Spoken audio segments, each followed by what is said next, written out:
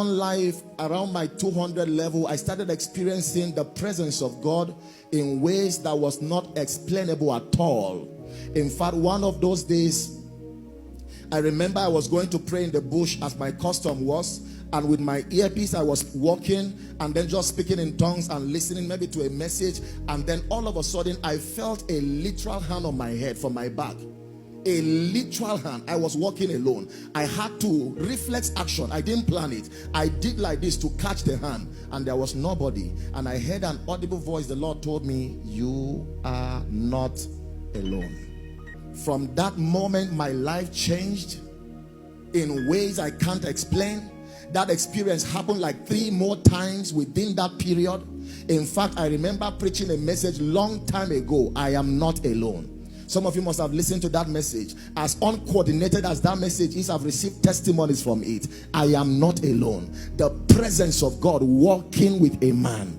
This is what men of old knew about the... You see, Moses told the Lord, "If your presence will not go with us, don't take us from here." How do you plan to start ministry without the presence of God? How do you plan to start business without the presence of God? You live in a world of men, but it is coordinated by spirit.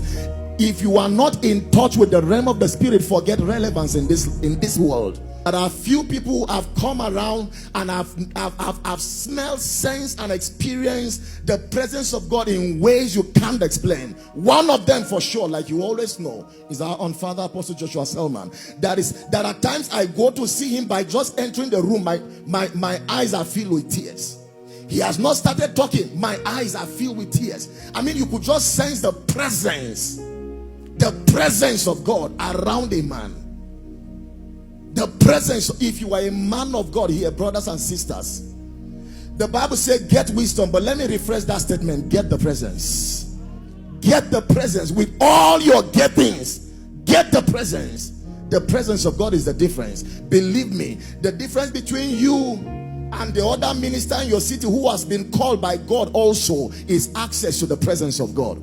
Access to the presence of God never trivializes the presence of God. There are places you enter. A young man was discussing with me, and he told me, "What is it about koinonia? You will enter, and while they are playing strings like this, it looks like the strings is entering every part of your spirit. It's not even the voice now. Strings coming from the keyboard. What is it about that atmosphere?" I told him there is a man who champions that cause. There is a man. Access to the presence of God. How many of you have entered Dunamis Church before? You enter there and they start worshiping. You don't know when you start crying. You are crying. You don't know why you are crying, but you are crying. Someone shout the presence of God. The presence of God. The Bible says, and God was with Joseph, even though a slave. The Bible says he prospered.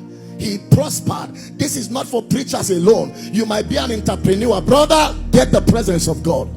Get the presence of God. He prospered because God was with him. Divine presence is God walking with a man. You think your problem is English. Your problem is lack of the presence. If you can have equipment, if you can have X, Y, let me tell you, before you get the X, Y, and Z, get the presence. Get the presence. Get the presence. Let it be your pursuit as a music minister, as a preacher, as a business person. The presence of God. God walking with a man.